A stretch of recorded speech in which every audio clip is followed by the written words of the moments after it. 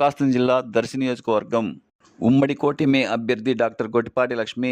నామినేషన్కి తరలివచ్చిన అశేష జనవాహిక రాష్ట్ర టీడీపీ నాయకులు, కాపు సంఘ రాష్ట్ర నాయకులు వంగవీటి రాధాకృష్ణ, తెలుగుదేశం పార్టీ అధ్యక్షులు నూకసాని బాలాజీ, బాబాయ్ గొట్టిపాటి రవి, నారపశెట్టి పాపారావు, దర్శి మున్సిపాలిటీ చైర్మన్ నారపశెట్టి పిచ్చయ్య,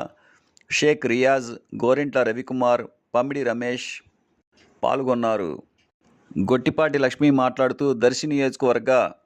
ప్రజల భవిష్యత్తు కోసం పనిచేస్తానని, అభివృద్ధి దిశగా దర్శిని మారుస్తానని, విద్య, వైద్యం, మౌలిక సదుపాయాల కల్పన, తాగునీరు, సాగునీరు ఎలాంటి ఇబ్బందులు లేకుండా చూస్తానని, నిరుద్యోగ యువతకు ఉద్యోగ అవకాశాలు కల్పిస్తానని, విద్యా పారిశ్రామిక అభివృద్ధి వలసలు లేని దర్శిగా అభివృద్ధిని చూపిస్తానని, పక్కా లోకల్గా అనేవి నిరూపిస్తానని, దర్శిలోనే ఉంటూ ఒక డాక్టర్గా దర్శిలోనే హాస్పిటల్ పెట్టి దర్శి ప్రజలకు సేవ చేస్తానని అన్నారు.